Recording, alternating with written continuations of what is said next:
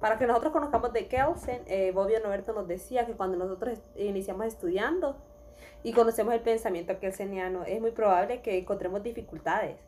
Máxime si nosotros no contamos con bases históricas filosóficas. Nos ponía ejemplo a nosotros los jóvenes estudiantes en nuestro primer encuentro con las teorías y pensamientos filosóficos de Kelsen. Y nos tratamos de acercar, entender por nuestros propios medios, y podemos cometer errores, entenderlo en mala forma, y esto lo volveríamos un perjuicio hacia la teoría. Como una forma de evitar esto, podemos precisar que la obra la podemos agarrar de muchos ángulos. En este momento les voy a hablar sobre su aproximación metodológica. Esta dice que tenemos que tener presente la teoría pura del derecho. Kelsen dice que el derecho puede ser contemplado y analizado en su esencia con independencia de su contenido. Es decir, que el énfasis él lo pone a la estructura del derecho. El postulado de la pureza únicamente debe hacer ver a los juristas científicos que su conocimiento es diferente al de las ciencias sociales. Su aproximación deontológica dice que es la menos estudiada. Esta no rechaza la existencia de valores ni su relación que tiene con el derecho. En cambio, solo niega la posibilidad de proveer una solución científica en caso de que dos valores se encuentren en pugna. Es decir, que no podemos dar una respuesta en base a lo moral, porque esto a veces conlleva lo emocional, exceptuando los casos en el que el sistema normativo no nos presenta respuesta y tendríamos que acudir a lo moral. La filosofía de Kelsen no es una propuesta a la arbitrariedad, sino un llamado a la responsabilidad. En esta forma asumimos que hay más de una respuesta única cuando la moral se encuentra implicada. De esta forma, Kelsen demanda a los jueces un sentido profundo de responsabilidad. De esta manera hace preguntarnos de en qué momento se refiere o se requiere hacer una decisión basada en la moral. Ahora hablaremos de la lógica según Kelsen. Según la teoría, divide al derecho en 4 puntos estables y críticos. Dentro de estos tenemos a lo que es la pureza. Esta se trata sobre el derecho positivo en general y no sobre una teoría de un orden jurídico en específico. Esta es una doctrina general del derecho y no sobre la interpretación de normas jurídicas particulares, nacionales e internacionales. Entonces, cuando estamos hablando de un significado jurídico, es cuando tenemos que separar dos ciencias, las naturales y las sociales. Por ende, estamos separando la naturaleza y la sociedad. Y como separamos esas dos, estamos separando y planteando que si las ciencias jurídicas son o una ciencia natural o una ciencia social. También nos hacemos la interrogante de que si el derecho es natural o el derecho es social. Pero no podemos hacer esta contraposición de estas dos ciencias así por así, ya que la sociedad es entendida como la convivencia fáctica de los seres humanos y puede ser pensada como una parte de la vida en general, y por ello integrante de la naturaleza. La norma por su significación objetiva, constituye un acto conforme a derecho, o contrario a derecho. No es un objeto de un conocimiento específicamente jurídico, y de esa suerte no constituye nada que sea derecho. Para los juristas, es evidente que las normas de derecho, en sus relaciones, concuerdan con los principios de la lógica. Como principio, tenemos el principio de no contradicción, la cual dice: dos juicios contradictorias no pueden ser ambas verdaderas, y el principio jurídico entonces dice que normas de derecho contrarias no pueden ser ambas verdaderas. También, el principio del tercero excluido dice que cuando dos juicios se contradicen, no pueden ser ambos falsos. ¿Esto qué quiere decir? Que necesariamente uno de las dos es verdadero. Y como se ha aprendido en clase, la inferencia es el proceso por el cual se derivan conclusiones a partir de premisas. Muchas gracias. Una norma puede perder su validez según Hans Kelsen. Bien, él mencionaba que una norma pierde su validez mediante la carencia de eficacia. Pero ¿cómo una norma es eficaz? Es eficaz cuando es creada, aplicada y atacada. En el proceso jurídico, la creación de una norma va desde la Constitución hasta las normas individuales, y estas se distinguen de otras normas en el ámbito del derecho porque nosotros nos estructuramos mediante la argumentación analógica, por los cuales voy a explicar dos principios importantes. El primero es el principio de la identidad, y este se basa mediante una fórmula, la cual es A, lo que en pocas palabras nos trata de decir que todo lo que jurídicamente está prohibido, está prohibido. El segundo principio es el principio de la razón suficiente, y este principio nos afirma si algo es verdadero o es falso mediante la inferencia de las cuales se derivan las conclusiones por parte de las premisas. Cabe recalcar que el argumento analógico presenta las decisiones judiciales y qué pasa cuando estas no son válidas, simplemente a través de la norma jurídica se llevan a un caso concreto. Hola, soy Ani Portillo y les voy a hablar sobre el planteamiento del problema según Kelsen. Kelsen señala que entre los juristas es muy común encontrar la opinión entre lógica y derecho, ya que existe una relación específicamente estrecha. ¿Qué quiere decir esto? Que se supone o se dice que los principios de no contradicción y de la regla de inferencia son aplicables a la norma en general y en especial a las normas jurídicas.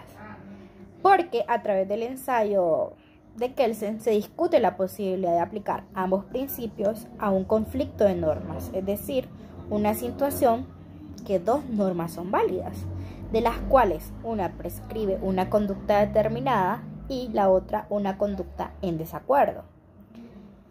¿Qué quiere decir esto?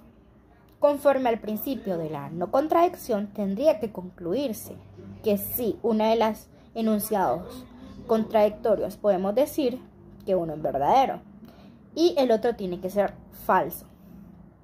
En el caso de las normas de contradicción, tendría que concluirse que si una es válida, la otra sería inválida. Por lo que se refiere a la regla de inferencia, Kelsen dice que para ser simplemente aplicadas en un caso concreto, se dice que una sentencia con base en la ley es una norma generalmente válida. Entonces, aplicando ya esto, se discute la aceptabilidad del principio de la no contradicción, no solo como una norma de conflicto de igual manera jerárquica, sino también con la distinta jerarquía, es decir, un conflicto entre normas de grado superior y una norma de grado inferior, como el que se daría entre una ley y una sentencia. Ahora les voy Antes de Kelsen no se distinguía con pulcritud entre la ciencia del derecho o jurisprudencia y del derecho mismo, que es el objeto de estudio de esta ciencia. Ni siquiera Kelsen, en el inicio de continuación de su labor teórica con el ámbito de la ciencia en el idioma alemán, logró hacer esa distinción comprensiva. A partir de su labor en Estados Unidos, este problema se convierte en objeto de sus preocupaciones técnicas y es claro que hizo aportaciones fundamentales en esta materia con la distinción entre los conceptos de norma jurídica y proposición jurídica o regla del derecho, correlativa a la distinción entre derecho positivo y ciencia del derecho. Es que surge la preocupación central sobre cuál es la función de la lógica que la lógica desempeña en el derecho. Que es la primera vez en la que la doctrina es expuesta de forma acabada y sistemática. ¿En qué consiste su doctrina? El propio Kelsen nos contesta y dice que es la misión de él, su propia misión, en la que trata de desenvolver los objetivos de la teoría del Estado, partiendo de un principio fundamental y único, la idea del Estado como orden coactivo de la conducta humana, en tanto a lo que ha logrado este propósito. Paréceme que lo establecido es su sistema natural en lugar de un artificial, y que en lugar de un complejo de cuestiones solo externamente enlazadas entre sí, ha creado una conexión real interior y por lo tanto verdaderamente sistemática, intentando crear una doctrina, sobre el derecho o el Estado.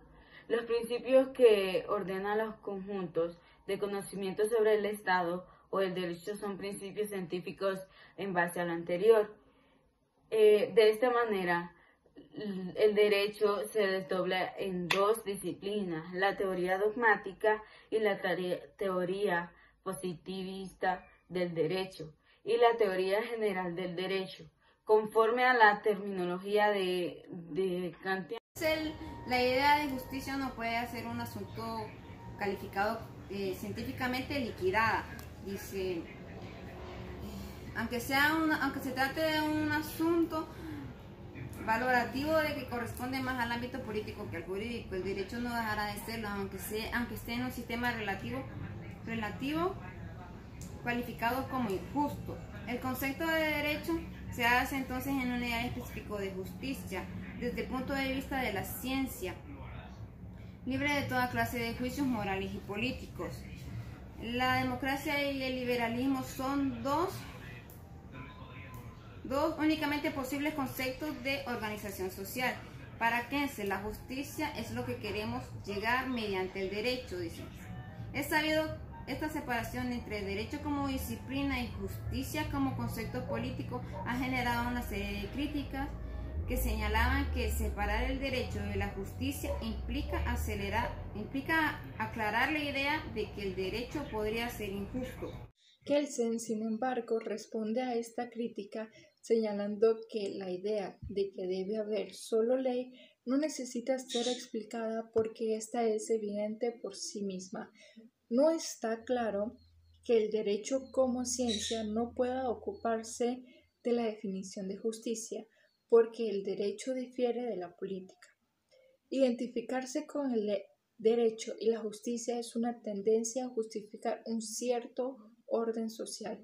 Según ella, los esfuerzos por poner el derecho y la justicia como cuestiones separadas ponen en duda el tema de la negación y al mismo tiempo la demanda de justicia positiva. Una teoría pura del derecho nunca objeta la pretensión de una ley justa cuando declara que no puede resolver la cuestión de si una ley particular es justa y cuáles son sus elementos esenciales. No es necesario explicar el contenido de la teoría del derecho puro o la biografía de su definidor, el profesor Kelsen. Esta separa claramente los campos de la sociología, la ciencia política, el derecho y la filosofía.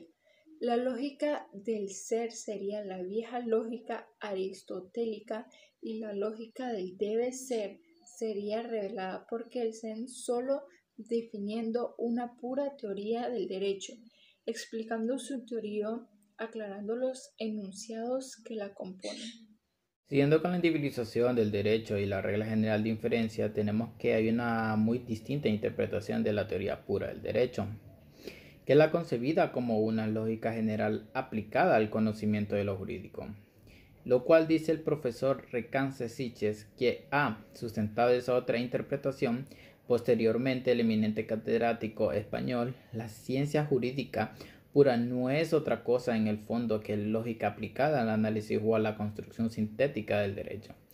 Y tenemos que, para esta segunda interpretación, la teoría pura del derecho tiene alguna vinculación con la lógica, más no es su carácter de lógica jurídica, sino en virtud de una determinada aplicación de la común lógica general al conocimiento jurídico.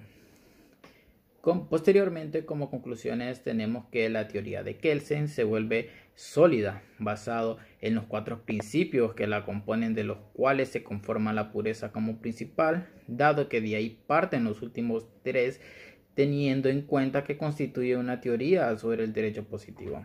Basado en la investigación se da a conocer la conexión que existe entre la teoría pura del derecho y la filosofía trascendental cuando las afirmaciones se logran administrar un fundamento sólido para sostener una conexión genuina y crear un argumento de manera estable. Así pues, en la medida que dichas necesidades y la jerarquía de las mismas no serán las mismas para un creyente, un ateo, un conservador, un liberal o un comunista, las discusiones en cuanto a cuál valor debe primar dependerá de una deliberación política y no jurídica. Con esto pues terminaríamos la exposición. Muchas gracias.